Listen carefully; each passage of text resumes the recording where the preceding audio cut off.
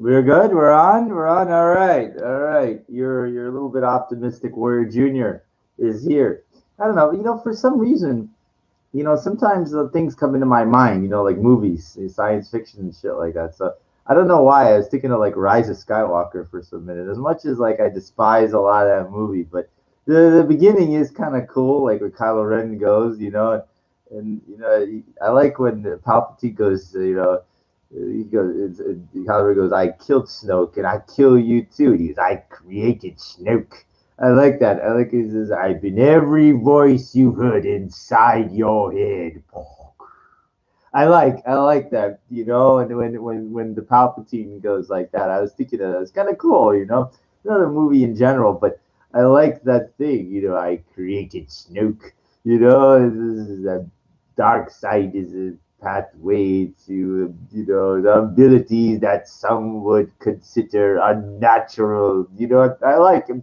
Some cute lines. And he takes that light. He takes his lightsaber. He puts it like right in his face, kind of thing. And Palpatine doesn't flinch. He goes, kill the girl. Like he's telling him everything he wants. He's like, what can you give me? And he goes, everything. And he goes, he says, you will be the ruler of the final order. And all the ships come up out of nothing. Like a million of those star destroyers, and he goes, "You will be the new emperor." It's like telling him everything he wants to hear, right? So I don't get it. It's kind of like, think about this. He's trying to tell him he's gonna give you everything. It's just so, but he wants to kill him. It's like it's stupid. And then when Ray meets Palpatine, the same thing. Is Luke who came to visit me, my granddaughter. You will be the new empress. So he's telling him all these things, giving everybody hope to both of them. And then what happens when they show up? He goes, they takes the force energy like from them, right? He goes, look what you have done. You have a dyad in the force, restoring life to the true emperor. It's him. He's conning them. He's conning them. It was great. Then he like Kylo Ren gets up. It's the best thing, right? And then Palpatine he says the best line in the whole movie, the best ever. And you know what I'm going with this, right? And he points at him. He goes, justice. So the last Skywalker, that's the best, I love. It was very good. It's like creative, because it's just as I once fell. He didn't get felled. He got thrown in there. There's a big difference. There's a big difference. So when you fall, it means like, oh, I slipped, I fell. Oh, I fell. No, you don't understand. You got picked up by Darth Vader, by Anakin Skywalker, and thrown down the chute. Just as I once fell, so the last guy. See, that's the whole thing. You have to understand something. When he said to Kylo Ren, the last Skywalker, you see that the whole thing. That's the reason that there couldn't be like, I don't know what is that. It doesn't make sense because that's why they had to say that she's a Palpatine because he's the last Skywalker. It's uncle. Luke is his uncle technically. So it didn't make any sense. This whole thing like of who he is. He's a Ben Solo. He's not a Skywalker. It's a Solo. And the Leia Organa is not a. They made her to be the Sky, but she's not. She's not. She was part of the rich. She's rich. Remember? Yes, rich, powerful. It's the whole thing. And then remember when Luke sees her and the rest of her, she's beautiful. Of course, it's not your sister. It's a fucking other woman. It's nothing. But Lucas got he got hornswoggled. He got hornswoggled. He says, "What am I going to do? I have two guys here and one woman. I have to be able to figure this thing out." And it's very difficult because he's focusing on the narrative. The narrative is the redemption of Anakin Skywalker. That's the story. That's the three movies. What it's about. But he kind of hides that because you only see the guy in the mask. You see the Darth Vader's evil guy. But in the end, it's the redemption. It's the redemption of. But the whole thing is about Luke. Showing him grow, and then at the end, he brings his father back against everything. It's what's so cool about it if you think about it. You know, like he succeeds in the first one. You know, he blows up the Death Star. It's like it's easy, but you know it flows, right? And then in the second one, Empire Strikes Back, he gets his ass kicked. Luke gets his ass kicked by Darth Vader. He puts up a fight, right? But you've learned much, young ones. Join me, and I will. You know, like that he gets his ass kicked. Remember, he's hanging upside down on Bespin. He falls down the garbage chute, whatever. He gets fucked up. He loses a hand, and everything like that. You know, and then in the third one, he's the return of the Jedi. Like he's ready when he faces Darth Vader in the fucking Emperor's throne room. He kicks his ass. Remember, like from the beginning. You know, he's strong. He's ready for it. But he didn't, you know, what the biggest he didn't know, like the whole thing. Remember after he beat Darth Vader? Good. Now you hate this makes you power. Now fulfill your destiny and take your father's place by my side. You know, he tells him, and Luke does it, disengages the lightsaber, and he throws it away. You know, and he goes, "No, you failed, Your Highness. You know, I'm a Jedi. Like the whole crowd's like clapping. I remember in the theater, I'm a Jedi, like my father before me. The crowd's going fucking, you know, like this guy, he's the hero. You know, he won." But he didn't understand something. He didn't listen to the last thing that Yoda told him. He said, "Beware the power of the Emperor, or suffer your father's fate you will." You see, and he didn't understand what that meant. You don't understand that the Vader is a machine, okay? And what can hot wire a machine is electricity. It can high wire, you know, it can destroy a machine. It's the power of the electricity. And don't you think that the Lucas thought about these things? Of course. So he made like this old man, the Emperor walking with a cane, like he can't do nothing, like he's an old decrepit man. But that was the whole thing. I knew something like that was coming. I knew it was going to be like I thought he's going to do it. And then in the end, you will not be turned. You will be destroyed. Boom! You know, you know, the electric thing. And that was the, you know, you knew, young fool. You have no, you can't. Powers. I like how he talks shit as he's frying him. It's the greatest. It's the best fucking thing in the whole movie. You know, your powers. This is nothing compared to the power of mine. This is nothing.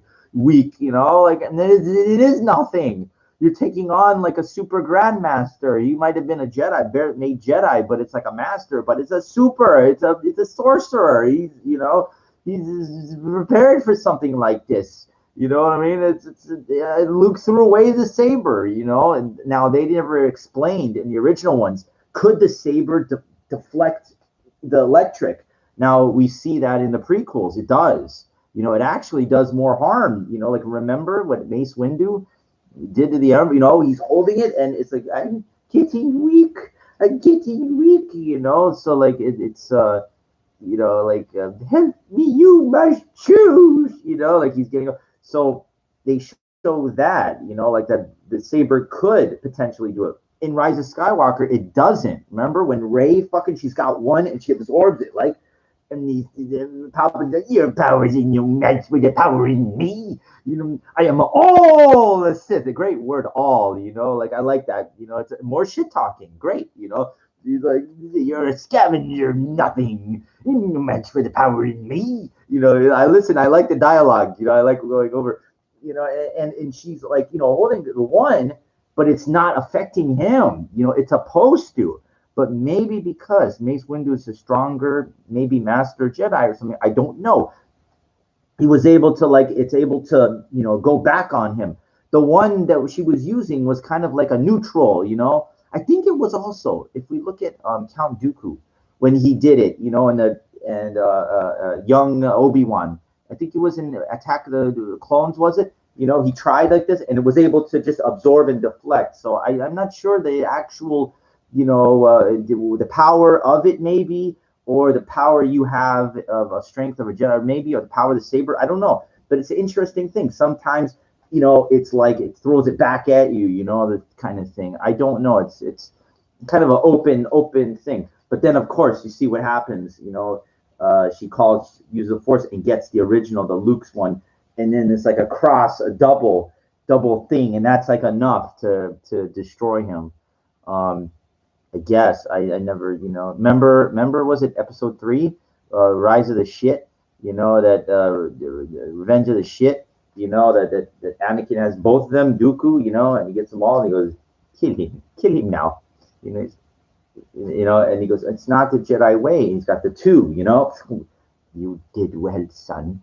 You know, he did well. I guess that's what the Sith is. They all betray each other, and that's what I guess Palpatine was telling you would be the new emperor. He did lying to him, and that's what happened. Remember at the end, that was the whole thing. Just as I once felt, so was the last Skywalker. And then Rey, it's just stupid how slow, like she's on her back, and you see like he's fear not the feeble attack, my friends. Like, and think about that. Palpatine could have done that in Return of the Jedi. Right? Like if he would have been outside or something, or maybe open up the window in the Death Star chamber. Like once the shield was down, who cared? To go outside and go. Dim, dim, dim, dim, dim, dim, dim, dim, dim. I like the music. It's a genius. John Williams. It's a combination of everything. Like John Williams is such a great composer, and that's so like you combining like such a cool in the special effects and everything. In '83, it was like such an incredible sell.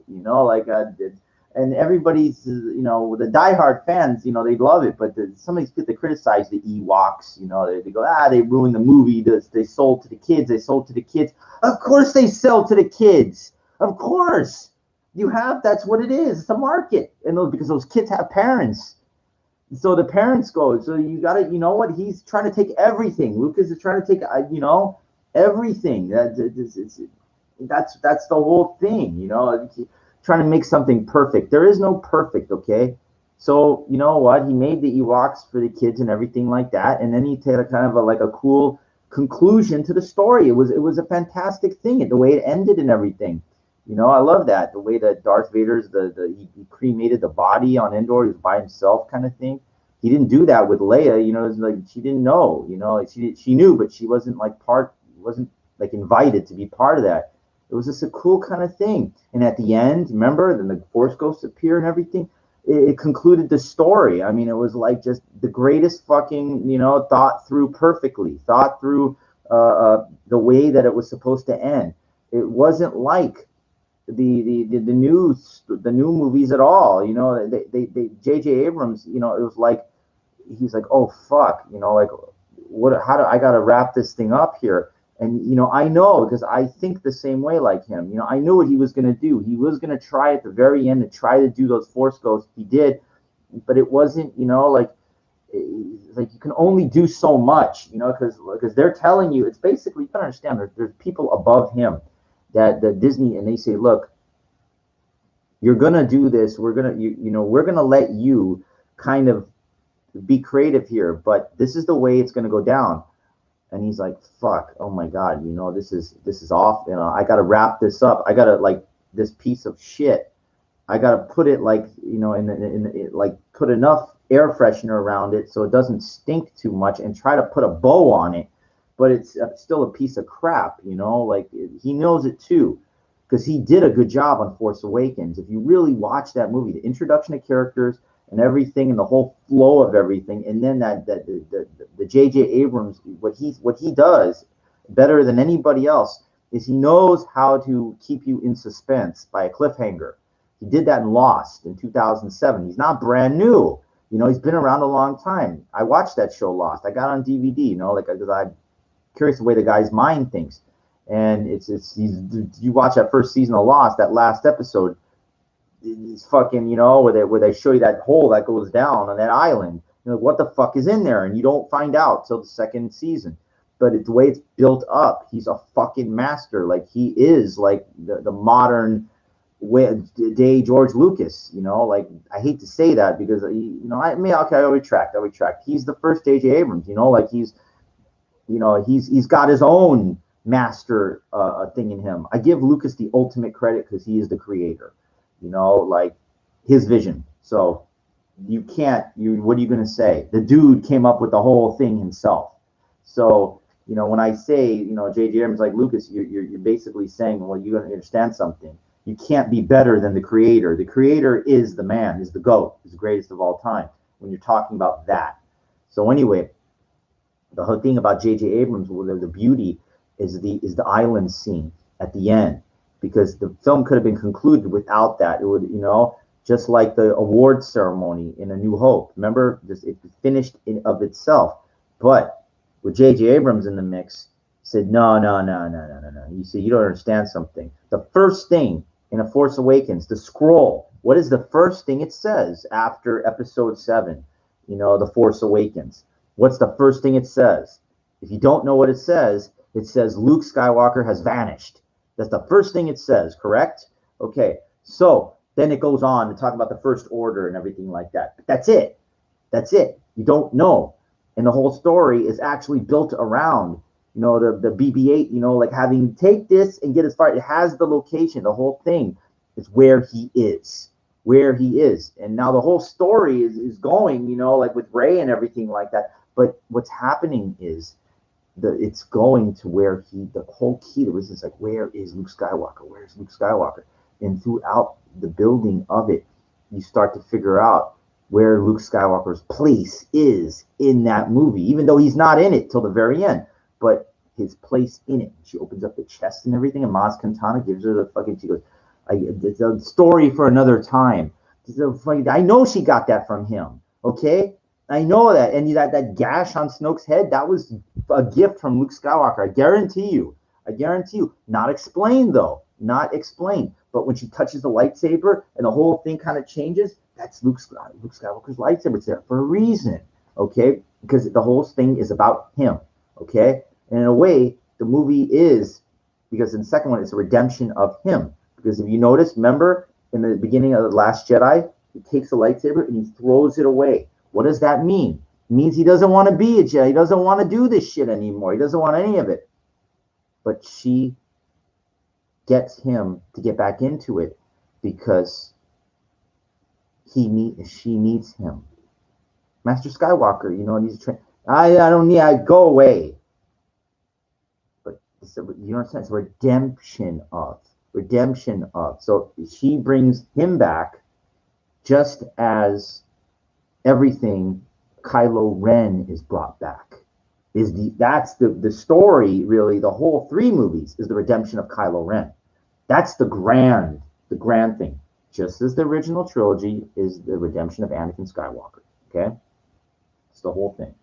So at the end of Force Awakens, the whole climactic thing, and a very, very important part when she's in the Millennium Falcon with Chewie.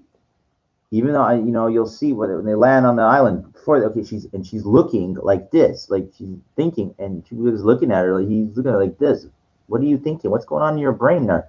And she's like going like this, like he's there, It's more than that he's there. There's you have to understand something here. And when she said earlier, she goes, Luke Skywalker, like, it's not just a guy. It could, because there's many other people that were influential. You're Han Solo. You're the one that flew them. I'm telling you, his vision was that was his daughter.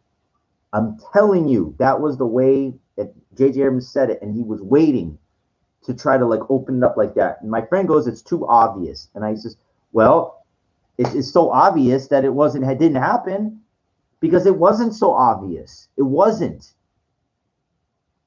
But what happened was they changed the whole. They got together and said, "No, you know what? We can't have that big Luke daughter, because they're going to kiss. There's going to be, you don't understand what a relationship is. Fighting, arguing. Okay, you didn't see that. Maybe people didn't see that because they were fighting all the time. They're fighting all the time, but you don't understand. They're actually connecting. Remember in The Last Jedi, they're connecting." And then in the Rise of Skywalker, they fought again, but they're still connecting, okay? And then finally, at the very end, anybody that didn't know what the hell is going on, of course they kissed, of course, because then they were connected. And that's why it couldn't be Luke Skywalker's daughter.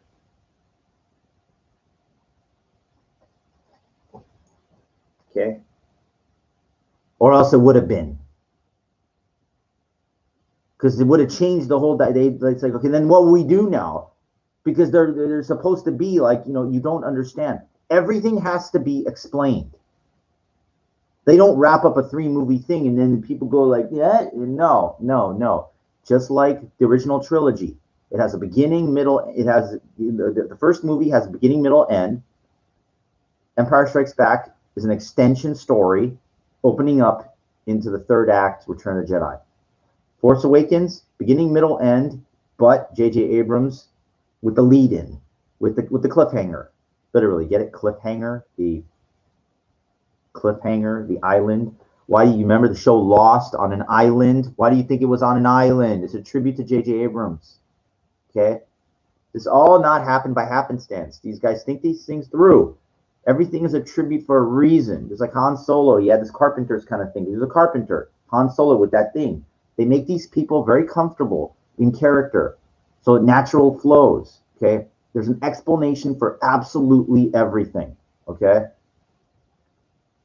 It's just interesting. I created Snoke. Yeah, where were you then? You didn't create. Stupid. Why didn't you save him then when the lightsaber was turning that way? Snoke, don't you look to your left? Look down. The lightsaber. I see everything. I see his. What do you tell the girl? You remember you told Ray? He goes, I cannot be beat. I cannot be, betrayed. He goes, what is Snoke? He goes, I cannot be betrayed. I see his mind. I see everything. And there's a lightsaber's turning, and he goes, and he said, when he goes in there, he kills the true enemy. Like it's really good. They're so stupid. I mean, it was good, but it was too early. Like it was too. No. You're supposed to build the final thing. Could have made him at the end. Then you possibly, could have been. But they shot their wad like that, and those stupid guards. Who are the guards fighting for? He's dead now. It's so stupid. Or the guards say, hey, boss, the lightsaber looks like it's going to kill you. Stop. The guards don't do anything. And the guards, leave us. Guards, leave us. Why the hell were those guards there? Like in a private thing, it's supposed to be a personal matter when the leader, the supreme leader or whatever, has business to do with the private thing. Nobody's supposed to see that. Remember the guards, the red guards, leave us. I look forward to completing your training. In time, you call me master. It's a private. Like it's a serious thing. Like when you have somebody like that, you're trying to turn. Those guys don't need to know nothing or see anything. It's none of their business. But the stupid Disney, they said, well, we got to have those guards there because what happens is after they cut them in half, they're going to fight for who? Who are they fighting for? The supreme leader is Kylo Ren now. So who they're trying to kill them? Who's their leader? So the whole thing, Ruin Johnson, Disney, and Kathleen, I know who yelling in the. I know he's yelling, and if he's watching this, he's Kathleen Kennedy. It's all her fault. It's everybody's fault. It's everybody's fault. It's just what happens is they're under time pressure because they say, okay, that now that movie's done, we got like 2 years now. We got to get this Last Jedi made. They're trying to like stay with it. But what happens is when you make fast food very quickly. It's not quality, usually, good food has to be prepared. It takes time. Usually stuff is aged, like you have to wait. And the problem is they want to make their money back and they want it now. They wanted it now. They spent $4 billion. They want it now. So they don't care about, real quality, like, something that you see, you gotta understand something. When Empire Strikes Back came out, it's kind of like the Emperor's finger kind of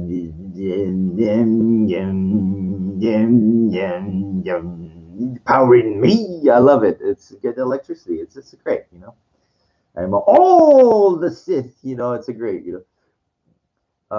when the Empire Strikes Back, you watch the whole movie, and then the ending, the whole thing, that mystery is like, if your father, son, come with me. The people debating, they were debating for 3 years. Is this really his father? You got to understand something, because there was no information. You could only get, back then, there was no, you had to go to the movies to watch it. It wasn't on VHS, the DVD. You couldn't do analysis, or you had to watch it in a theater, and it goes by so quick. That's 1980. Then the tapes came out a couple of years later after. But my point was that the debating between people, like saying, you built something like that. There was no debating after Last Jedi. There's nothing to debate, because what they did was they made a complete story in of itself. Remember, at the end, the kid is sweeping. It's the dumbest fucking thing. There was no lead in, tie in to anything. You kill off the supreme leader, the main nemesis. There's nothing to be thought of. There's nothing to be discussed, or how. The only question was, who was Rey's father? Everybody's asking that. And remember, she goes like this. He goes, the whole thing with those mirrors, the whole thing, that nonsense. And then they cut, let me see my parents. She goes, and they come like, and it's like a smoke kind of thing, and you can't see who it is. So they try to build some type of backwards mystery kind of thing like that. And it was inconclusive, and it didn't explain anything, and there was nothing. And they knew, they'll say, so when they got together, they said, okay, we're going to explain, we're going to try to do our best in the Rise of Skywalker to conclude this, which means we're going to explain everything. And it was just the most dumbest, retarded, weak way of concluding a story. Number one, her parents, they showed like they were like regular people or something. I don't know who's which is from who. Was that her mom, or is it a married, like, where is she from? Who is she? Is that the father or the son of Palpatine? It wasn't really explained. How come he's not a Sith? How come he's not a Palpatine's apprentice? Is his son? Who is the mother? I mean, what's the point? You don't explain anything. You didn't explain anything. There's no. You left a weird, and she's got that the dagger kind of thing, and the dagger thing is the part of the Death Star's weapon thing, the round thing, and the Death Star thing is on that. They don't explain that planet, what that is. They never said once if that's Endor. It wouldn't make any fucking sense. The whole thing, and then she goes in there. She walks in. You didn't understand. Look at where the Emperor's throne room was. It was a tower. It was a tower with the throne thing there. That's why they take the elevator up. Do you remember that? Where he's with Darth Vader, they're in that elevator. They don't really show it going up, but that's what they're in. But they show it from the outside, the TIE fighters going around, and it's on a tower. That's where the Emperor's thing was. There was no tower, okay, in the Rise of Skywalker. She just finds it, and the chair is still sitting there. And then there's a fucking door that opens up, that there's the Wayfinder or whatever like that. There was no door or anything that in the original, in the Return of the Jedi. You look at everything, there's no access point of anything of that. There's no mention of any Wayfinder. There's no mention of Exegol or any purpose of that. That's all put in bullshit nonsense to try to just try to salvage a piece of shit. Like they couldn't. Now I came up with. I guarantee you, ideas were thrown around. Many ideas were thrown around as to why she was there. Instead of that Wayfinder, I had a great idea. Do you remember when Luke Skywalker cut off Vader's hand? He falls in the thing, and the saber, his hand's gone, and his saber's gone. I think what should have been the narrative, the premise of her going there was to find Vader's hand with the lightsaber. I think there should have been something there. Like they could have built on that, like there was something that would have been cool, right? She's because she's a scavenger, like there's a reason, and that to find the Anakin Skywalker's hand, lightsaber or something like that, that would have been cool, But no, they completely didn't even fucking address the point of that, Now there was a idea thrown around in the opening of Force Awakens. I heard about this. I read about it. And the whole idea was to have Luke Skywalker's hand, the one that Vader cut off, floating in space with a lightsaber in the hand. But they said that would just be too graphic and too gory. But see, they were thinking of something like that. Possibly would have been cool if they would have, instead of having the Death Star, could have done it on like Bespin or something like that, where she might have found that Luke's hand or something with the lightsaber. I don't know. I felt like there was something there, but they never addressed that. They with this stupid dagger, and looking for the Wayfinder and the Exegol. It's stupid. Never explained how Palpatine was thrown down the chute. What happened?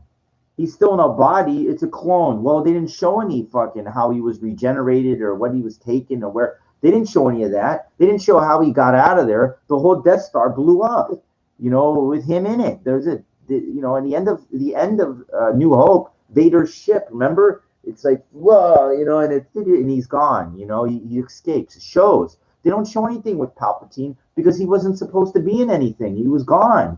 But they fucked up so bad that they fucking ran for the hills and they go, what do we do now? What do we do? Who is she? What do we do?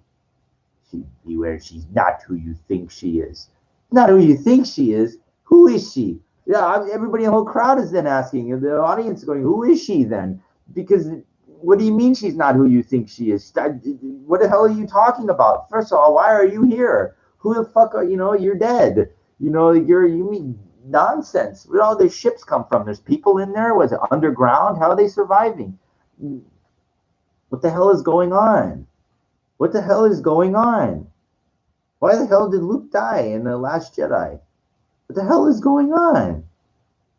It's just stupid, like it's nonsense, you can't like think things through carefully and build a climactic story. That's what a trilogy is. You build on things. You don't fucking go like this. What? Huh? What? What the hell is going on here? I created Snook. Who created you? Who did what? How come he's not there? How come Snoke never mentioned you in anything? What are you doing? Uh, you know, the Emperor's character was addressed in Empire Strikes Back. You remember Vader in his meditation chamber. What is thy bidding, my master? It's the Clive Revell, the woman, whatever his voice. We have a new enemy, Luke, the Luke Skywalker. Where is his, the son of Skywalker must not become a Jedi. If he could be turned, he would be a powerful asset. Can it be done? Yes, yes. He will join us or die, Master. This Emperor is addressed, so like he's in the equation, like you see the hologram of them. That's what it is. He's mentioned actually in A New Hope when Tarkin goes, the Emperor. No one will oppose the Emperor now, even though the Emperor is not shown in A New Hope visually, but he is spoken of briefly. That's my point. Snoke is shown in The Force Awakens, and then he's more than shown, and then he's killed off like that. You don't understand the importance of them killing him off like that. Is like I'll tell you, when I left the theater at the Last Jedi after The Last Jedi, I was so angry. Like I was so, not because they killed off Snoke, but because it showed me that Disney did not spend the time to think things through properly. They didn't develop, I was expecting a resurgence of of the Empire Strikes Back, but tweaked. I mean, I was really expecting them to open this thing up, and that's what they did in the original, like the Empire Strikes Back. They opened it up, the whole story into like this, where Luke was going, and the whole idea that his father, maniacally, the obsessed with finding him, is really good. The Empire Strikes Back is a phenomenal. In my opinion, it's better than A New Hope. It's way better. But they fucked up, and they fucked up horribly. And when you fuck up in the second act of a 3-act play, the party's over. You can't come back. There's no comeback. It's too late. And that's what happened. That's what happened. It was just, how could JJ, how could they let somebody else run that second movie? is too important, you know? Stupid. Anyway, that's enough of that. Okay, so the title of this episode, a glimmer of hope. I had a little luck today. I know I went off on so much on a Star Wars tangent, but you know, I like to talk what's on my mind. I was coming home from the gym, and it's like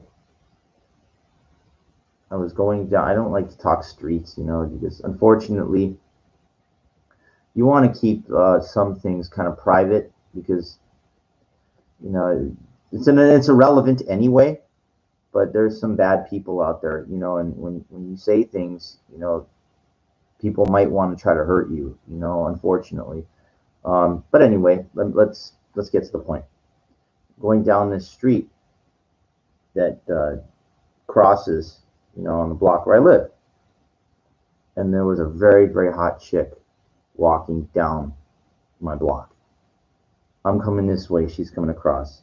Now, I was like, I looked at her, and I said, "This girl is really fucking gorgeous." Okay, she was absolutely a qualifier. There's no doubt in my mind. A borderline SQ.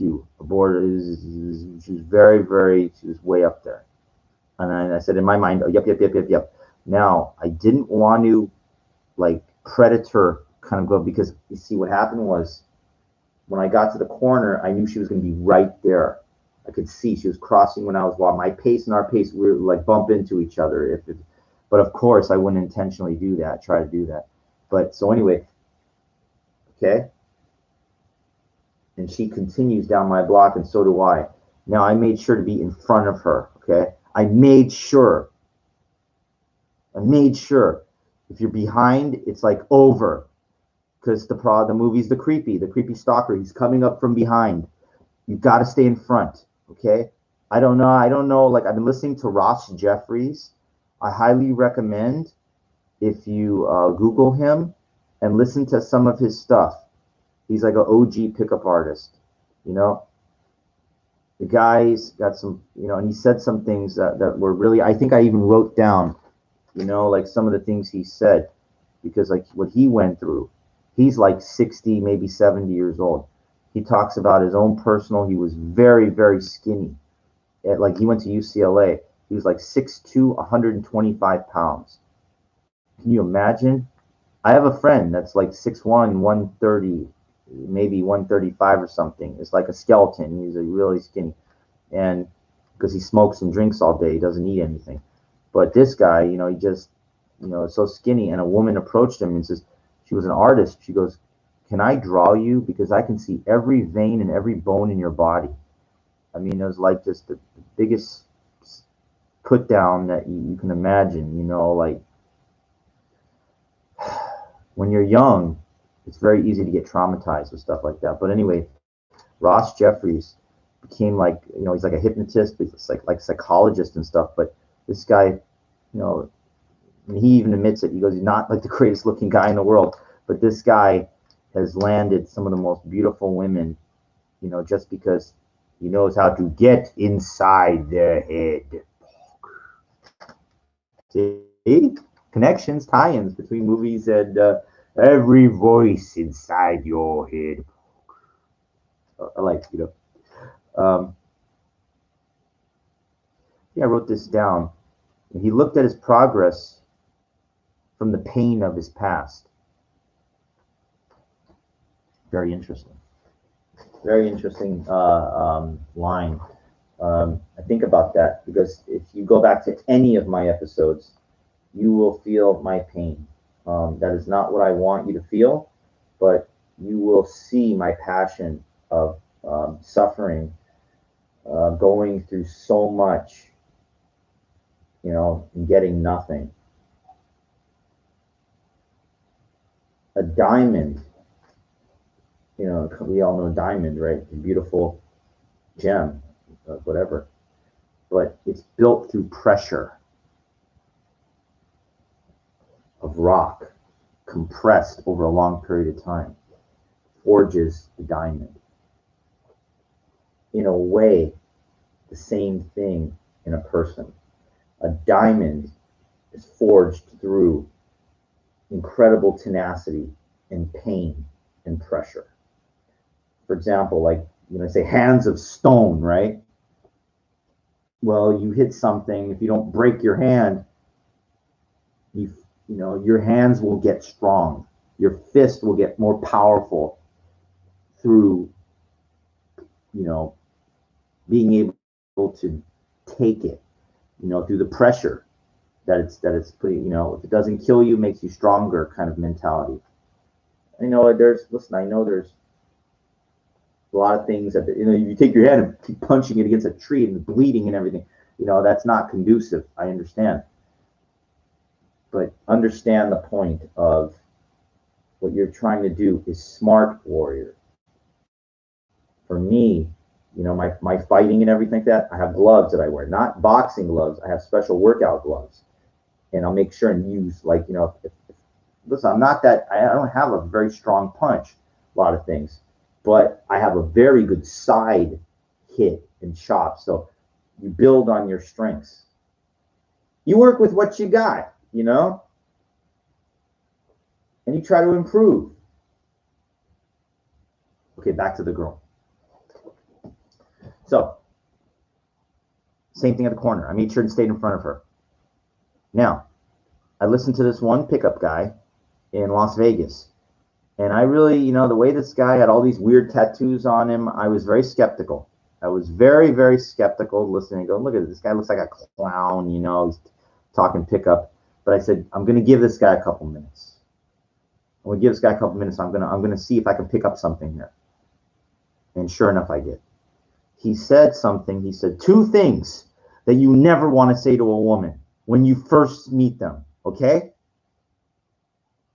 First, you never say sorry, the word. Oh, sorry, don't never say sorry, okay? Do not apologize. But the most important thing is never say, excuse me. Never, okay? Excuse me is a transient term. Excuse me, can you please help me out with this? Excuse me, can you help me with $1, something like that? It's a transient pickup line. Never say excuse me, okay? And never apologize, never say sorry, unless it's something sincere, like, that you did that was wrong or something. You didn't do anything wrong by trying to get somebody's attention. Never say, oh, sorry, excuse me, can you? No, that's a beggar. That's a fucking a homo inferior transient pickup line. And I learned that the other day.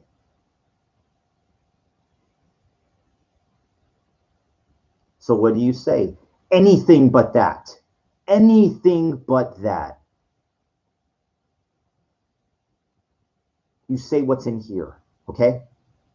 You say what is in here, whatever it is.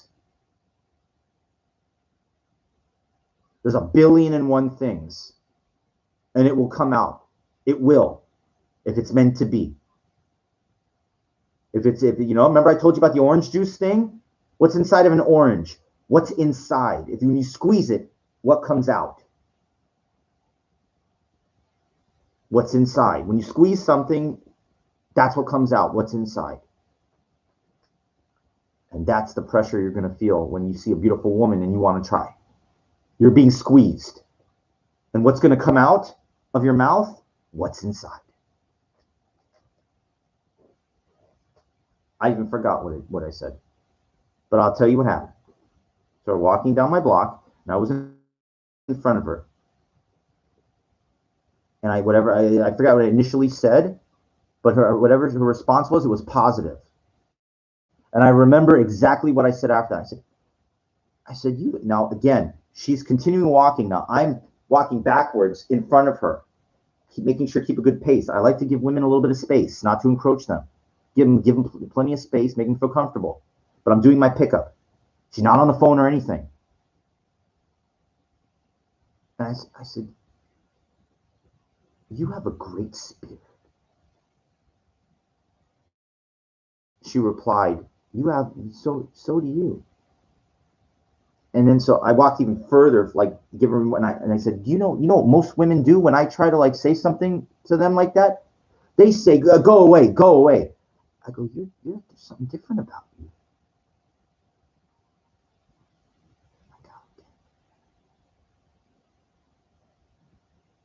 I know already what this looks like. I want to get in this now. To get this, you got to get in here. You'll get this if you get in here. Something different about you. You've got an incredible spirit about you. Well, and because most women, when I say that, they just tell me, get the fuck out of here, you know. And then I forget what it was like, you know. I'm in my sweaty and my fucking clothes, everything, but I had on, you know, like kind of unique, you know, the Bruce Lee, the yellow sweats, and the Cobra Kai thing from '84.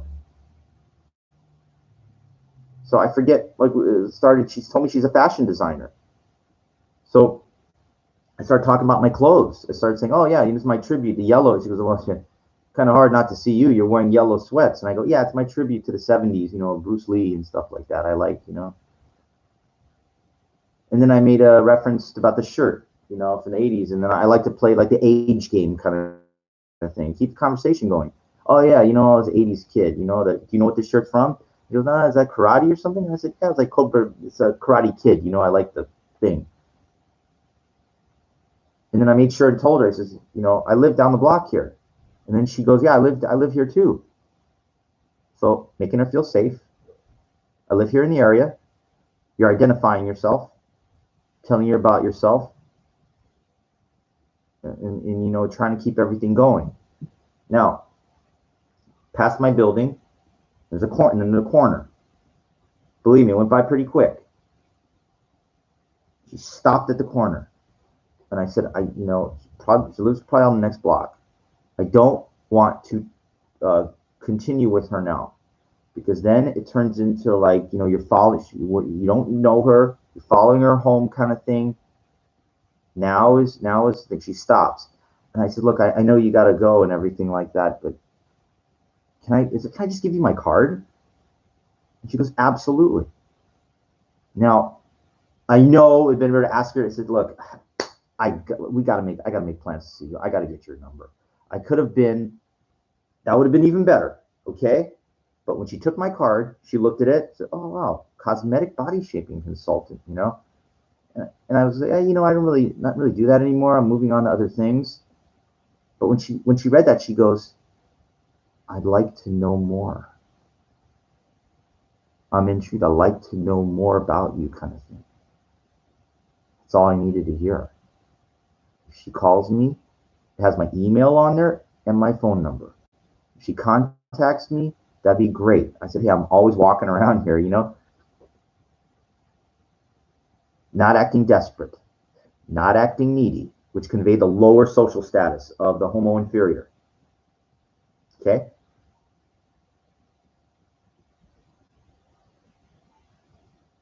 And then let her go. It was done just about as perfect as I could ever have done it, ever. Only thing I think I should have done is saying, "Look, no, you don't understand. It's like once in a lifetime. I gotta get your number. You know, it could be you know, really be a little bit more bold at the end." Now you see how passionate I am on here and getting everything like that. You have to understand something. When I'm really doing it, even though I'm like this passionate inside, it comes out very cordial and calm and focused. Here, when I'm talking on here, I'm like, you know, like this and like this. But that energy is directed like the Darth, like the Death Star array. You know, those three things, those points combined, they come from, and then, you know, it destroys the planet. You know, like into one laser beam. You know, it's focused. All of this craziness is focused when the time is right. Think about that. It looks crazy what I'm doing on here, but it's focused when the time is right. When I'm training, in the gym today. I did an hour and I was doing my thing. A lot of that shit looks real sloppy sometimes. Okay? Because I get tired, like, and I'm fucking, all right, come on, Mike, in the gas tank. You got something else in there? Come on, get that foot up. That's where that's where the gains are made. The gains are made through digging deep, through the imperfections, like this. When all the craziness and everything. I know it looks like, because it's not perfect. But that when the test comes, that woman, when the test comes, that's when it's time to apply this. And that's why I was able to get the attention of a pretty fucking hot. She was absolutely qualifier. She was absolutely a qualifier. Okay? It was the first time today that I ever had a woman tell me, I'd like to get to know more. I didn't show that reaction, but I felt that inside. If you see this fucking woman walk up, you're going to be like, yeah, I didn't do that though. I did that in my mind, but I did not show that reaction. No. Ross Jeffries said the only reason to put a woman on the pedestal is for you to look up her skirt. Kind of cute, huh? I'll say it one more time. Roger said the only reason to put a woman up on a pedestal is so that you could look up her skirt. It's good. It's good. Cute,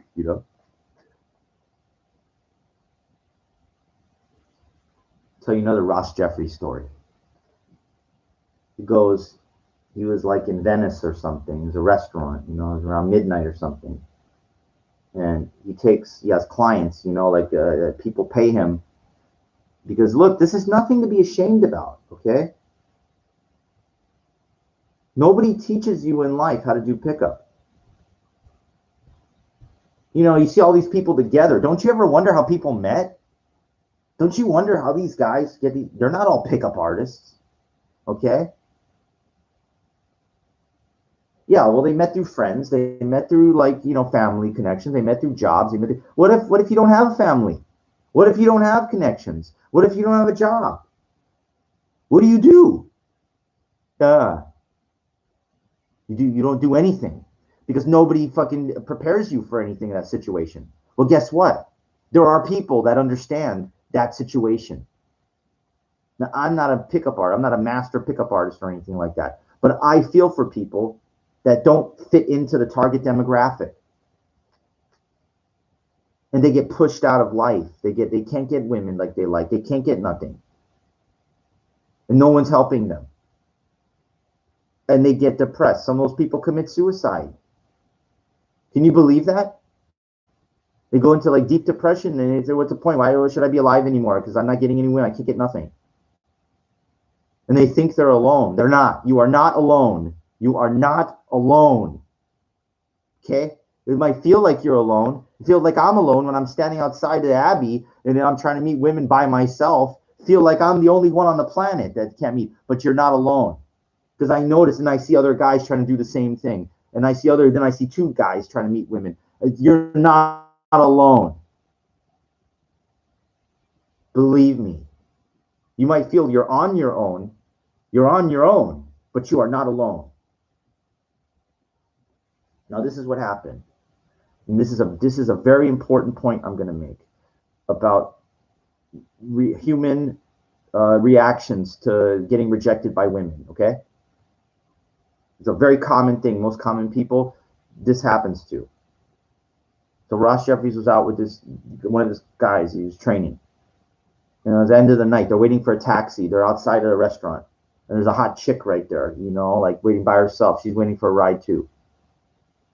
And Ross Jeffries makes a playful joke, and she could hear it. He goes, "Hey, there's take a look at that young, beautiful woman right there." And the beautiful woman turns back and looks at him, and she's in a bad mood. She goes, "Hey, take a look at that old, dirty, that stinky. Take a look at that fucking old, horny, a desperate creature over there. So Ross Jeffries' client was like the guy who's, I'm going to give her a piece of my mind kind of thing. Jeffries holds him back. And Jeffries keeps going. And she can hear this. That girl is somebody's daughter. That girl's probably somebody's sister. That girl's somebody's, relative. And somebody out there loves her.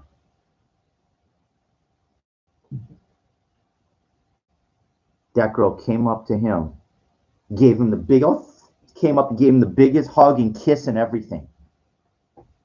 I had the most difficult night tonight. You have no idea. No one's ever said that to me before. He played perfect reverse psychology for that to happen. Because 99.999% of guys would have reacted hostilely toward that. When she would have said, well, you're a fucking cunt, you fucking piece of, you ain't nothing. That's the natural reaction defense mechanism of guys. Jeffries knows better. Jeffries knew better. He used the reverse psychology on it. Fucking absolutely brilliant. Absolutely fucking brilliant. And that's why that guy gets to fuck so many beautiful women for nothing. Because he knows how to get in here. There's a fucking Force Jedi to see beyond himself and see that what she was throwing was like just a shit test, which most women do throw. I know. They shit test you all the time.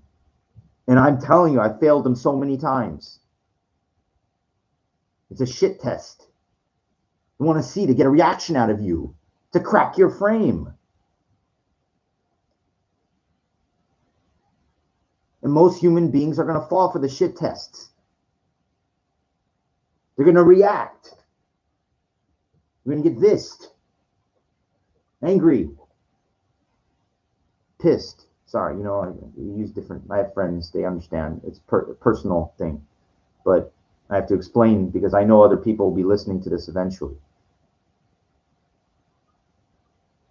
Now, Jordan Peterson talked about this. These pickup artists are psychopaths and stuff. Look, if you go back, you understand about me and the difficulties and how difficult this is. You have to do extreme problems, take extreme action to solve, extreme measures. They're not, so most people should not relate to this. I don't do this for the most people to listen to. It doesn't apply. It applies to a small, number, small, I guarantee there's a lot of people. They go to pickup artist thing. They try to learn. There's thousands and thousands of tens of thousands, millions of guys that, want to get better and stuff. I don't know how much experience they have. I don't know. I can only speak for me. I can only speak for my own personal challenges of being a good-hearted person deep down, would never hurt anybody or anything, and then just not getting women, any dates or anything with the women I'm attracted to. So there's a reason why. There's a problem. So you have to address a problem. You have to address it head on. And usually that requires serious effort and attention to try to figure out what's going on. It's hard. It's hard because your brain is hardwired like a computer. It's like you got to pull out the guts of the computer. It's this crap, throw it out. It's bad. It's a virus. The thing needs to be rewired, restructured. The whole engine needs to be rebuilt or something because it's not working. And that's the problem is, in your brain, it's thinking a certain way. And that a lot of that stuff, if it doesn't work, it has to be modified. You have to make modifications, upgraded, or the whole thing needs to be thrown out entirely and a new thing put in. Remember what Yoda said in Empire Strikes Back? You must unlearn what you have learned. I'll say it again. You must unlearn what you have learned. I told it to Luke. You learned a certain thing. It's that shit doesn't work.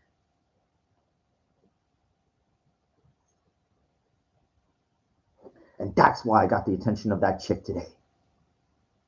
Because of all the shit that I've gone through. The perfect fucking meeting at the perfect fucking time. It was God. God made you. I don't know what to believe. I think it's the energy of the universe. Sent that to me, a perfect thing. She wasn't on the phone. Wasn't doing it. What are the odds of that? A fucking super fucking hot chick. That's not walking with another girl. That's not with another guy. That wasn't on the phone. That was going home. And that talked to me. Gave me the amount of time and everything. And when she took my card, she said, I want to know more. That's the power of fucking God, my friends. That's the power of focus and the power of determination, the power of the universe working for you. Look, I didn't get laid yet. I didn't get nothing. But you could see how happy I am. I have a chance. She's not the only one on the planet that would, all the crap that I, could maybe get me something. Yep. She's not a pro. The normal. It's a porn star body. If you would have saw, holy fuck. I wouldn't have been surprised if she would have told me, yeah, I do. I'm a porn thing. I was expecting that kind of answer. She looked like that. She was wearing like a crop top kind of thing, tits in the way. She looked like a cheerleader or something. The body is like perfect. It was absolutely. She's like 20. I never tell you. It was 20. She was born in 96 or 98 or something. It's like 24. She's in her prime. It's like a blonde, like perfect. Her face, like a Denise Richards. You should have saw. It was like perfect. And I told her my age after playing the games and stuff like that. It didn't matter. Okay, I didn't fuck her yet. I didn't get nothing. But my point is that, at least it's like, you see, to hit a home run, you got to get up to the plate. To get up to the plate, you have to be given an at-bat. To be given an at-bat, you have to be on the field. To be on the field, you have to be in the stadium. To be in the stadium, you have to go in the stadium. And to see the stadium, you have to be able to, like you're approaching it. So what does that mean? What does that mean? That means then the at-bat is the bat, right? That's the tools of doing pickup, knowing how to talk to women. The tools, okay? Being in the stadium is being in the right area where the women are. Being on the field means you're around, like in a nightclub or something, where they're all at. You're in a close proximity. Going up to the plate is going up and approaching the woman, like getting ready. Okay? Getting up at bat is the communication now. And hitting a home run is getting laid. You have to do everything to be able to take a swing, to hit the ball out of the park. And you have to have the ability to hit the ball out of the park. That's all if you want a regular woman that's not a porn star, some escort or massage thing. Those are easier. Those, women, it's not the same thing. That's like anybody can just about, as long as you're not a threatening, dangerous, scary person. Any guy can pay, okay? The normal sheep, you're a John. Why do you think they call this woman? They call him a John. Like my friend that watches Chababate or whatever. I have a couple friends that watch a Chababate or whatever. I'm not criticizing them. But I'm telling you that I'm showing you what I'm doing to get the real thing. And the real thing is not paying for it, is not hiring, escorts, massage women. The real thing is meeting a real woman that has that kind of body and getting it for free. Excuse me. Wrong pipe. And it can be done.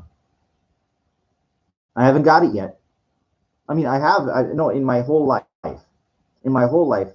I have I've gotten women for free.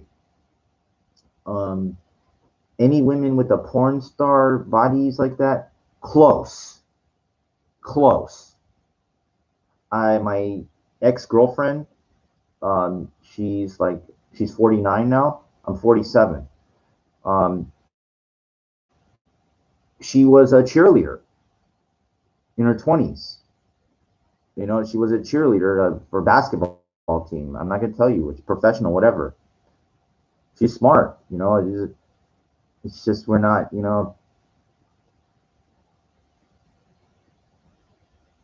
She's a little too dominating. Dominating kind of thing. I don't like that. I don't like. And sometimes you shouldn't settle for the first thing. In baseball, they say sometimes take a pitch, which means that go up and see how the ball's coming in. Take a pitch. Could be a strike, could be a ball. Take a pitch. So see how the pitcher throws. All right. Now I'm ready. So maybe it's like take a date, whatever, get a date, and then that one's not for you. Move on. Take another throw. Take another pitch. Some guys settle for the first women that talk to them. When I was younger, I did. I was just too young. I needed the experience. I need something. But you get older, you're supposed to get wiser. If you educate yourself as you get older, it's like you get a bonus. It's like you get the knowledge along with life experience, and it should actually be a little easier to get things, it is. But just because you get older doesn't mean you're really learning. I've seen some of these old people, they just, the curmudgeons, angry, bitter people, never getting women, never took any chances. They got life, they've been around, they got life experience, but they don't have smart, they're not doing anything different, not challenging the narrative, not growing, they're just getting old. Getting old, everybody gets old, right? But it's like you could apply yourself, like you could say, okay, well, this is my problem. What do I do? What can I do here? People are embarrassed. They don't want to, they don't want. But I'm not embarrassed. I'm not ashamed.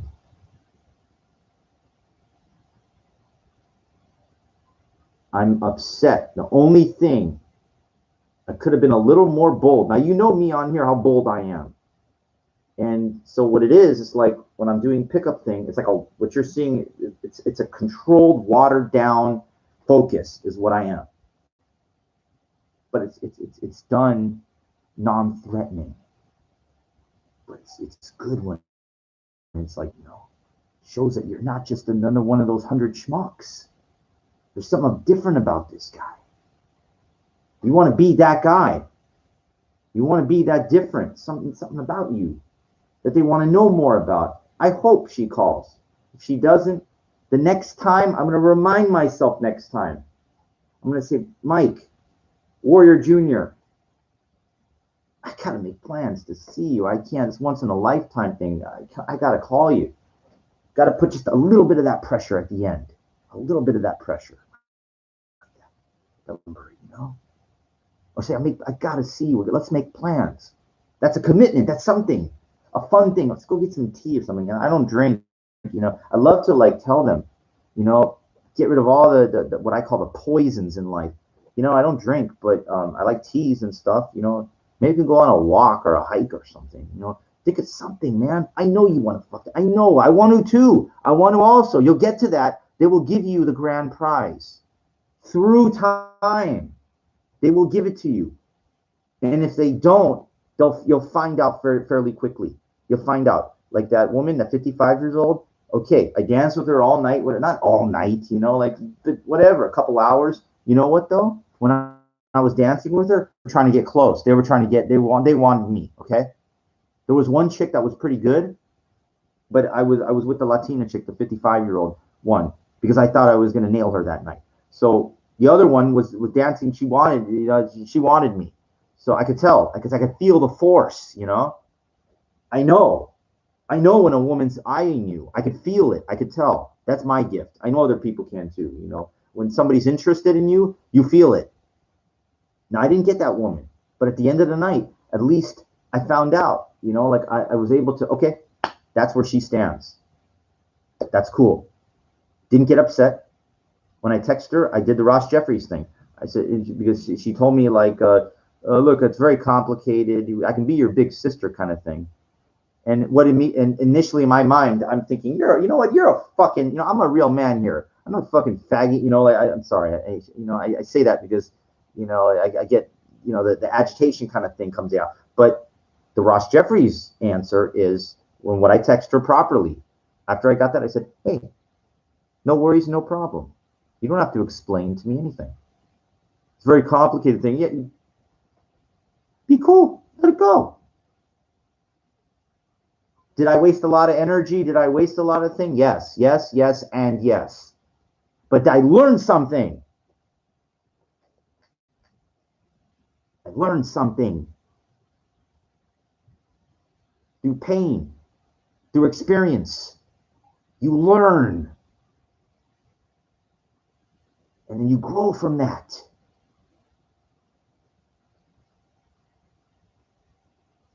You look at soil, like the earth, the ground, earth, You plant a seed. You don't see what's going on under the soil. You can if you look at a biology thing. What that seed has to fight through to break through the soil, to get through into the light that it needs the nutrients to grow. It's a tree, right?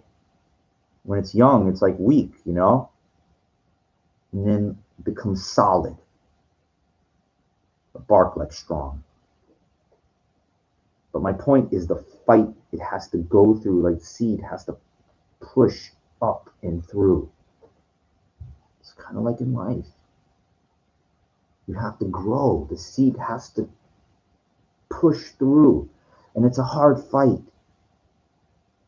You're supposed to learn this when you're relatively young. But it's, if parents don't understand how to like mentor their kids of every facet of life, then you're going to be, you're off to your own devices when you start growing up. You're gonna, you're looking around, the young people looking around for somebody to relate to. That's why they have these gangs, these people. These kids don't have a good foundation. They're going out and they're learning like this street kind of thing. They're like a bad version. It's a mistake, like it's not taught, not raised properly. They're watching this stuff on the television, the movies. That's where they're getting their information from. Look at this music. Look at this hip hop music. Every fucking word, everything is like, and it's stupid. It's pop, smoke, whatever. It's like the dudes like they smoking weed, Yeah, yeah, yeah, yeah. Smoke weed every day. I'm sorry. That's la di da di da.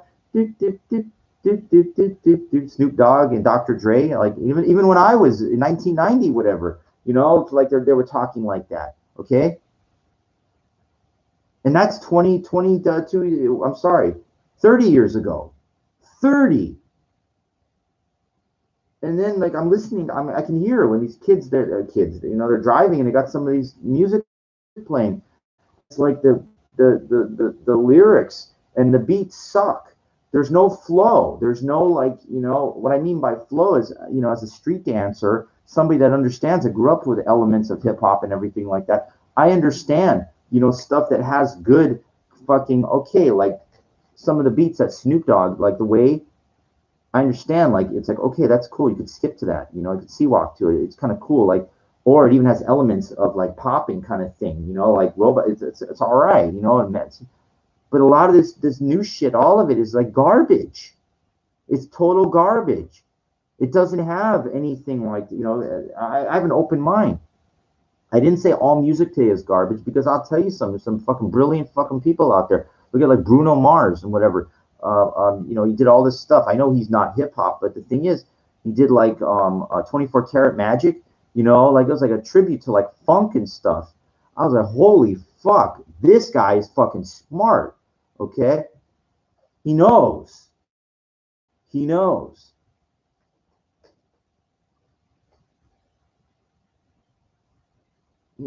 I'll tell you something very ironic about hip hop, and I can guarantee you, these young guys, they all think they know about hip hop.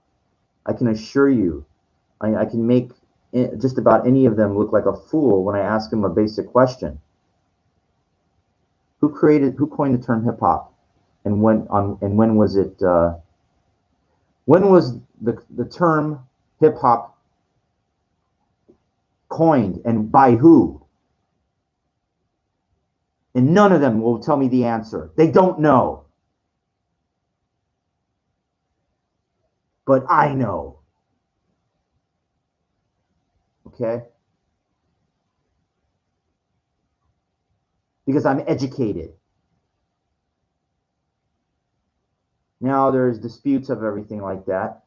But according to my research and my history of somebody that knows, that understands the one of the elements of dancing and street dancing of hip hop, the term hip hop was coined by Africa Bambaataa of the Soul Sonic Force on November the 12th, 1973, which happens to be the day I was born. Okay? To the day of the year. Very ironic and interesting, huh? I was born the day hip hop was created. Very interesting. Anyway. So these guys that all think they know everything of everything, you should educate yourself so you don't look like a fool when you try to come up on me and trying to think that you know more about this than I do. Okay?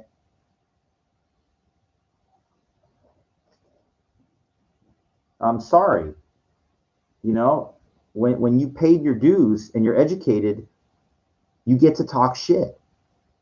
Now, that really doesn't do anything for me. Let me give you an example. I was in my gym maybe 3, 4 years ago. I told you about some of these trainers, these rocket scientists that I call them. Middle of my stretching, you want to tear something, you want to fucking rupture something, do something really odd while you're doing like any kind of distance stretch. Because the further you are away from your body, the higher the level of degree of injury. Okay? Anything further away from you can be dislocated, ruptured very easily. It takes absolute focus. You need to be 100% focused. And I am, even when I'm stretching. I'm doing like a side stretch. Not a big deal, doing shoulder stretch. And this trainer, fucking in the middle of my stretching, hey, you, can I ask you? Trying to get me out of here. Can you just move? Can you move your thing? So I take my arm down and I just tell him, I said, look, I will be more than happy to answer any of your questions once I'm done with my stretch.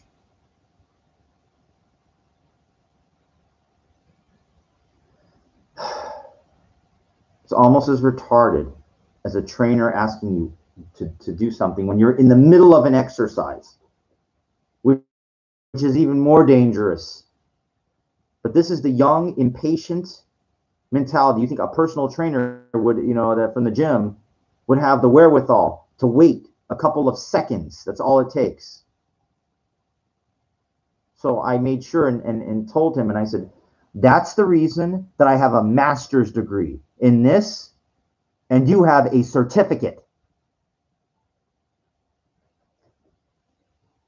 That's shit talking, but I can back it up. What does it do for me? Nothing. Okay. I didn't go to school. I didn't go to school to get a master's degree just so I can fucking like go like this to the personal trainers. I didn't put in 3 years to earn that shit just to talk shit. Okay.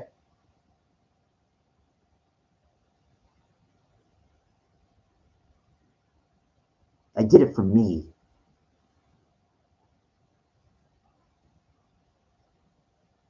But my point is that you can. I will not allow anyone to come between me and my progress. Okay? Now, there is a code in the gym. You're supposed to like respect other people and everything like that, and I do. It's not my gym. I understand that. But when I am in the middle of doing something and you can't wait 2 fucking seconds or whatever, 30 seconds for me to conclude with one arm stretch so I don't fuck myself up with you and your fucking client, then that just shows how uneducated you are. That's what has gotten me kicked out of other gyms. Okay?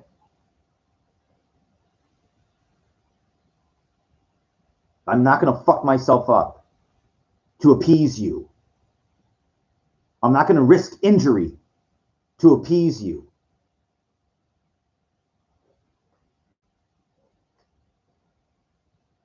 I take everything I do very seriously in there. Everything requires 100% focus. Okay? You could fuck yourself up real bad in a gym if you don't know what you're doing. Really, really bad. Especially when you're like as focused as I am and intense as I am. Because I know to get better, what it takes, the bar that I hold myself to, it's like nothing. I am fucking giving everything I got right now, and I am focusing. And do not fuck with me.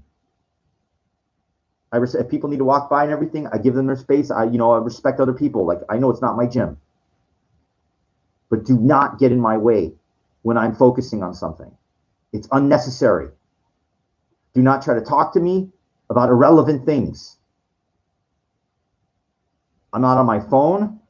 My phone is not with me when I'm in the gym. I am fucking dead focused like a fucking laser. Like that Death Star thing. And it's all going to that fucking destroy whatever it is, to that target. It's hard as fucking hell, at my age to get better at something. The body just doesn't, I have to work 10 times as hard as anybody else. My shirt's fucking dripping with sweat, everything like that. I'm, the snot's coming out of my nose. But I make sure that you'll go get a fucking tissue. All right, let's get back to work, That garbage comes out. If you're working that hard, the garbage is all going to come out. I'm telling you. Nobody in there works hard. Nobody. Okay? Because it's not pretty to look at. It's not pretty. It's a trench warfare when you're working that hard. It's ugly. But it's the right thing. It builds, It does. Then I noticed that next time I go in a couple times, like, holy shit, my kick's starting to hit angle at 45 degrees extension, starting to look a lot better now. Oh, I wonder why, because I've done it 1,000 times already. And then I start looking at the angles of my arms, like when I'm hitting stuff. I'm like, all right, let's keep going. And my hips are starting to move better. It's like, holy fuck, yeah. Because what it is, the universe is giving you. The universe is starting to reward you for all the pain and all the blood, sweat, and tears that you're putting out. If you're focusing that seriously. And you know how hard it is to focus? When you got all these people that are looking at you, who know that they're recording you, what they're thinking or whatever. There's a million asteroids in that gym. Okay? And I can feel, I know. Because I'm doing shit. I know it's standing. It's like a library in there. And I'm not in a library. And I'm talking to myself as I'm working out. I'm talking to myself. Get that foot higher, Mike. Get that foot higher. This guy crazy. He's talking to himself. No. I'm training myself. You don't understand. I'm training myself. And when I say it, the universe hears it. Now, I don't have to yell or anything like that. But it's like having your own personal trainer there. It's you. You're pushing yourself. Come on, Mike, one more. Come on, man. Let's go. Nobody does that in there. But me. I don't need to hire a glorified cheerleader. Come on, one more. You can do it. I'm my own cheerleader. I'm my own trainer. Now, I think they need to have people like me that could train people how to be their own trainer.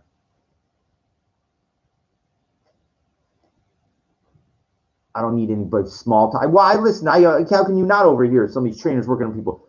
Oh, so you go in, they have good bedside manner. They're not there to fucking really work and make progress. They're there to pass time, okay? How can you make progress when you're making small talk about nonsense? It takes fucking the most serious mind. Didn't Luke say so? Didn't Yoda say? It takes the most serious mind to be a Jedi. I know it's a fantasy. I know that. But there's truth in fantasies. It takes the most serious mind to make progress in anything.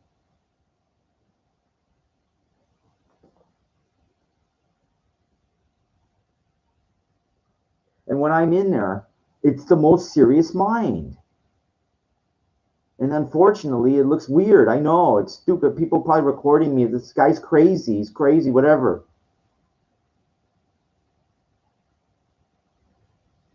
Those are homo inferior people and sheep that would say that. And that's what most people are. They're the criticizers. They're the naysayers. They're telling you you're crazy. You're trying to break your spirit. They're trying to beat you to your knees and keep you there. They're trying to push you out of that gym so you have to go to a park or something and try it by yourself.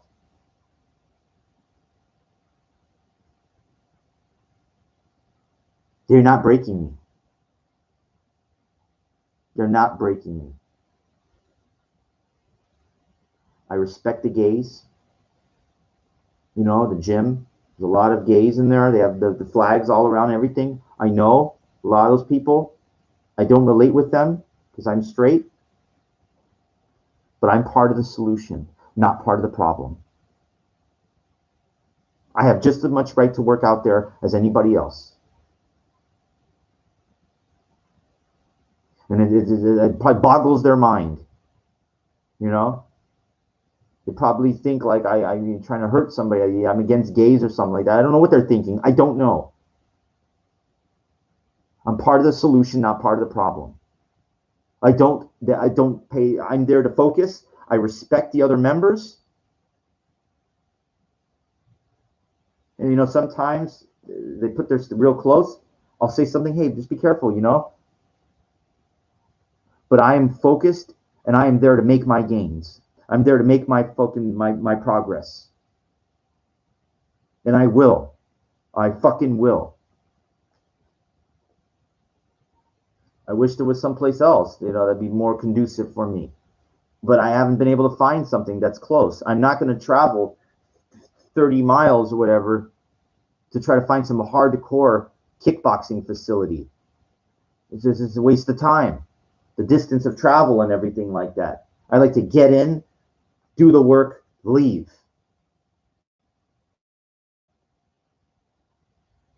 There's plenty of straight people that work out there. I know this Israeli guy, Tom. He's there every night. He's same page as me. He knows. But he works out, he does it too. And there's plenty of women, straight women, that work out there too. It's supposed to be no judgments. I saw a Crunch commercial in the 90s. I think it's Archive. It's like a aerobics room thing. And like there's like the people, like they're doing the exercise, the regular people. And there's this guy dressed up like a rabbit. You know, he's wearing like a costume. It's a full, you know, mascot. And he's looking in like, I'm not like you. I don't belong either. And the people like, come on, rabbit, you're allowed to come in. You're allowed to work out with everybody. And the rabbit's accepted, and he's dancing like with everybody else. And it says no judgments. That's what I feel like. I feel like, you know, I'm not supposed to be there kind of thing.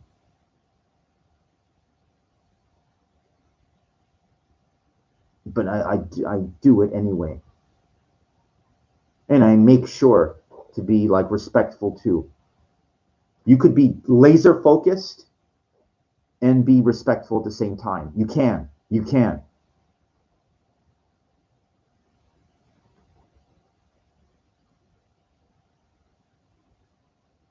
Because I learned over time. I'm hoping that girl texts me and calls me back. That would be wow. It would be like a miracle, you know. Because I feel like what I've been through. It's you know it's hard. I can you imagine these hot chicks? How many dudes bombard them and everything like that? That's why it's so hard. Because it's a tremendous competition. I'm going to make something eat in a minute. I'm going to go. But I just want you to think about that. Think outside yourself and think about what you're up against. And I'm sorry, that's the reality of it. You are in a competitive place if you are here in Los Angeles. I would say US. I know there's a lot of like small towns and things like that. I just think that, you know, it's just weird. You know, like my mom, she's not the sharpest tool in the shed. And, you know, she just never like bounces around from guy to guy and everything. You know, all these guys like they have homes and stuff, and they, you know, maybe out in the country or something. And she just didn't, you know, she didn't prepare accordingly. You know, it's she couldn't handle like pressures, I guess, of raising a son. You know, never there for you, and never she just, and then she just didn't build her life accordingly, and expects now, like 70 something years old, to find somebody, and then somebody's going to give her and take care of her. It's like this sense of entitlement, you know. It's like I don't understand that, you know. Like you got to earn your own. You got to build your own, earn your own keep, you know. Like water, it's I told you, it seeks its own level. That's why I'm constantly looking to improve, because you know I'm deficient in so many things, like financially, you know, things like that, and you know, which I'm working very hard. You know, credit is extremely important. I have a friend, you know, he was telling me about his credits are maxed out and stuff. Why? Why? I mean, why? Downsize. Get out of it. Get out of it. Find a way out of the hole. Get out of the fucking hole. Sacrifice. And that's the problem. People like they don't, you know, and I have another friend, he had to do like a consolidation and stuff. Catastrophic, these are catastrophic mistakes. The whole idea is to build up your credit like so strong, your line's so strong that like if you're like me and like looking for deals all the time and you find something that's worth, let's say a baseball card that's worth like 50,000, right? And this guy needs money. It's like, you know, okay, dude, I'll take like 35 or 32 or whatever, right? And so, okay, there's room I can make. Then you pull out your credit line to fucking get that. You use leverage, power. And that's the problem. Most people don't understand that. You got to hold that leverage and power for the right time, and then you use it when you find a deal. Let's say you find a deal on a property or something, like some vacant land that might be worth something. And you say, oh shit, there's a deal here. You wait, and then you wait more. And then when those deals show up, then you've got the money to do it. You got the leverage, That's the point of building credit, is to have power of leverage that's what pawn shop. What do you think pawn shops do? What do you think a pawn shop is? A pawn shop is they have money, right? And they're waiting for you to come. It's like, you're desperate, you're needy, you need money, but you have something of value. You don't really want to sell it, but you need temporary money. So they give you a loan, okay? And they charge you the maximum interest that they can on it. Now, in times, people sell stuff outright to pawn shops, but the point is that the pawn shop has the cash, okay? So whatever you bring them, they'll give you, it's like, oh, look, it's just a small loan. Yeah, but they're nailing you on interest. That they want you to come back. And if you don't come back, they get the item. So it's like, it's a win-win for the pawn shop. You're getting your needs met. You're getting a little something. The whole point, though, it's like, well, hey, don't get yourself in a situation like that. What you do is you build up your credit reserves. So like you find these deals and you make enough money, you have some money on the side. It's called money management. They got to learn how to do things. And if you're in over your head, I can tell you something. Sometimes you got to take some losses in life. So yes, sometimes you got to sell some of your shit to get out of the hole, to start. Sometimes you got to take a step back so you can go forward. Okay?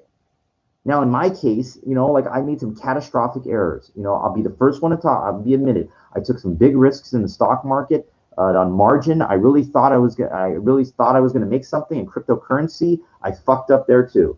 Okay, because I didn't have a crystal ball. I thought, oh, it's going up, it's going up. Well, you know what? I made some money here. I made some money. Well, who's to say what's going to happen? You don't know. You do not know what's going to happen. Okay. You could try, like, do research and PE ratios. You can do your research. The long-term investing, there's a huge difference. I read Benjamin Graham, Warren Buffett's mentor. 800 pages. Okay, The Intelligent Investor. Okay, I read all of it because I needed to know the difference. What's the difference between investing and speculating? Gambling is what people are doing now. Warren Buffett was investing. Took him long time, years and years and decades to make it.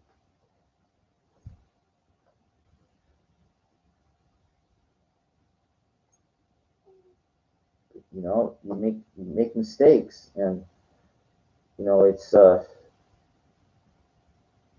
was it in Star Trek 3 or 2, the Genesis thing?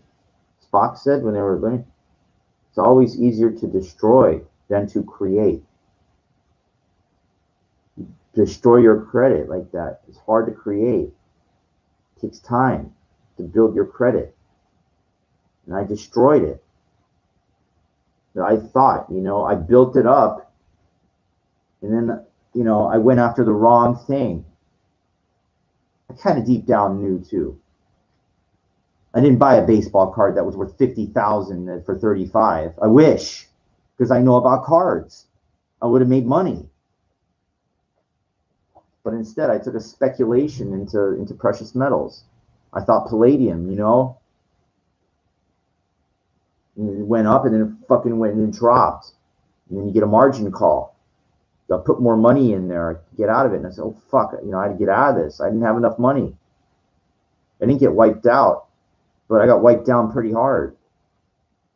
And then I took another thing, the stamp deal that I thought was a kind of a calculated risk, because I thought, well, I'm buying these stamps, which I could use them as postage, so they're money, and then you got a chance to get a rare one, and then I got fucked on that too. I lost thousands on that too.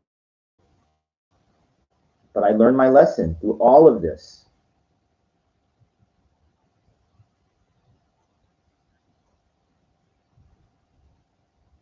And that's what it is. Sometimes you got to learn your lessons, take your hits, consolidate, and move on. I heard of a Trump story where he was, yeah, he didn't talk about it a lot, but there was a day, I forget when it was, he owed like 6 or 8 billion. He was really, really fucked. The banks were calling him, it was insane. And he said that, I remember, he went outside, he couldn't get a taxi. And he didn't have the umbrella, or anything. And he walked like, forget how long, a couple miles to the bank. He had to go to the bank to try to make phone calls. And it was like pouring. He walked in the bank, he was soaking wet. And it was like 8 banks or whatever he's trying to talk to try to work something out, to pay them back, to pay this back. He said it was the lowest point in his life. Okay? He doesn't talk about it too much. But he thought he was finished. He thought it was over, But he got through it somehow. He got through it somehow. You don't have to be at that level. But I could tell you, like, I had like 15 credit cards and other things. I'm getting 18 million calls a day between this and that, and the interest, late fees. It's adding up and adding up more and more. It was fucking crazy. And it took a while, But slowly I started to work at a time with everybody. Then I got, some grants from school for doing well in my classes. I got a couple extra thousand here. I was able to knock out one card. Next thing you know, another card. Sold some baseball cards.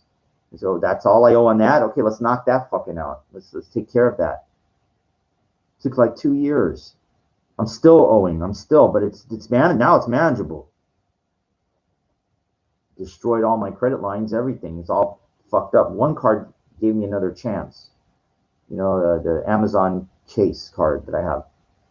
I had like a 0 credit. I thought they wiped me out, but they restored, my line. It was like 3,000 something. I was very happy with that. Never do that again. I'll never fuck that up ever again in my life. I didn't understand the power of credit. Okay? I did not understand it. I thought, you could do a bankruptcy. Who cares? Yeah. Okay. Go ahead and do that and see what the fuck that does to you. You'll do it again too. It'll happen again. It's called a bailout. You get yourself into this mess. You find your way out of it. You dug yourself into the hole. You can dig yourself. You can climb out of it. Yeah. These people, they don't want to do it. They don't want to give up anything. They don't want to take the losses or take the hits. I was willing, I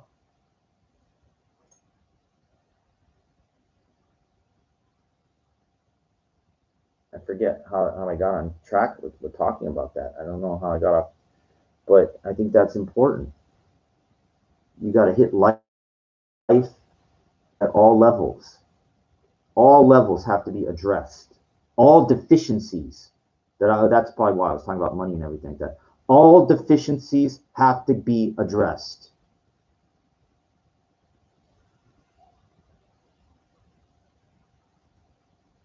Or else the problems get bigger and bigger and bigger.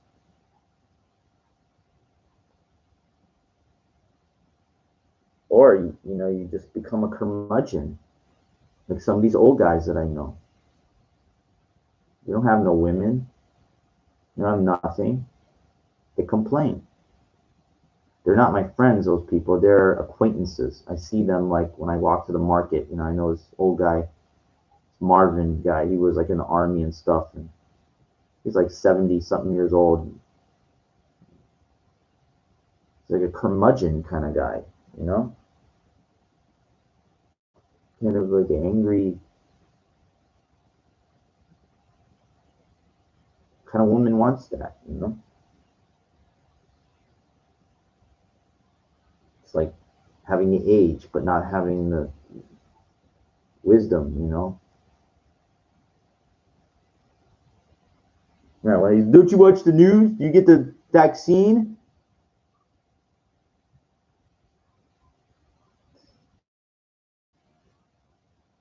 You want to get the vaccine, that's on you. I'm not going to tell you what I think about that.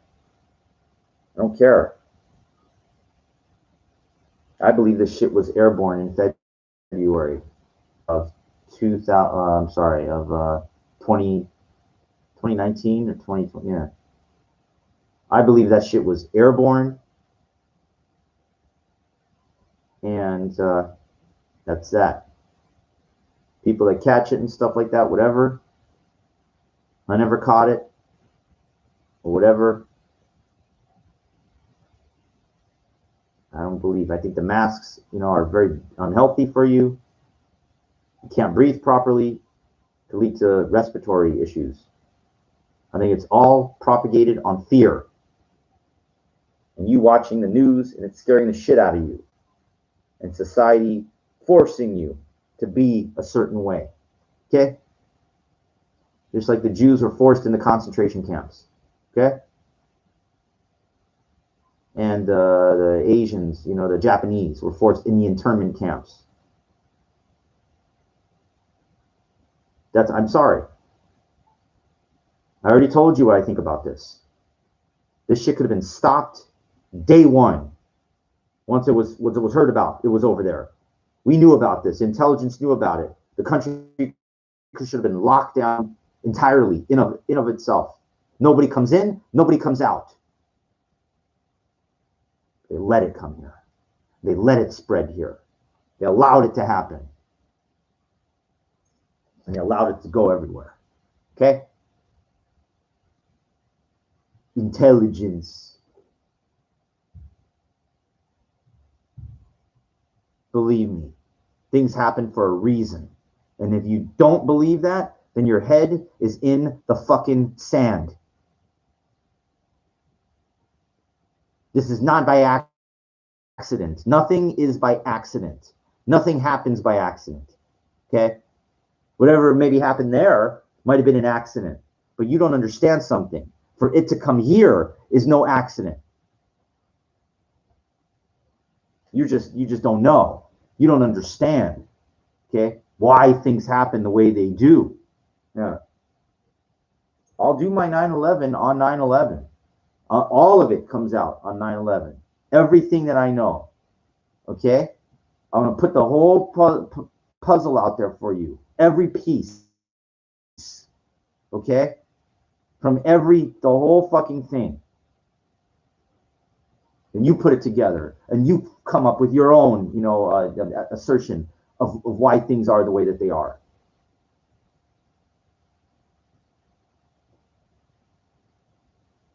And I know I talk about it all the time. It's a very important day.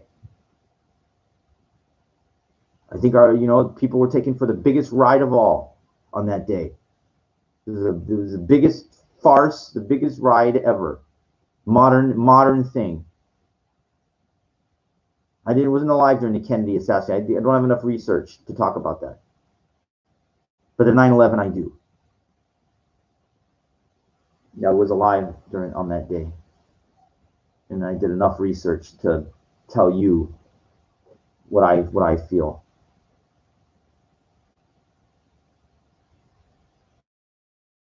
Unbiased views,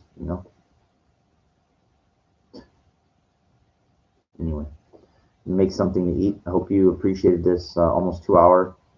This was a good one. I will keep you informed if that woman calls me. I mean that means a lot to me. If I get a date with that one and any action, it just shows you, if that happens, that everything went through, it shows you that miracles can happen. Hasn't happened yet. Maybe it won't. But I'm keeping the faith. I'm keeping the faith, and I'm fighting. I'm fighting for it. Okay? Hang tough, my friends. Warrior Jr. Gonna make some Chinese food, I think.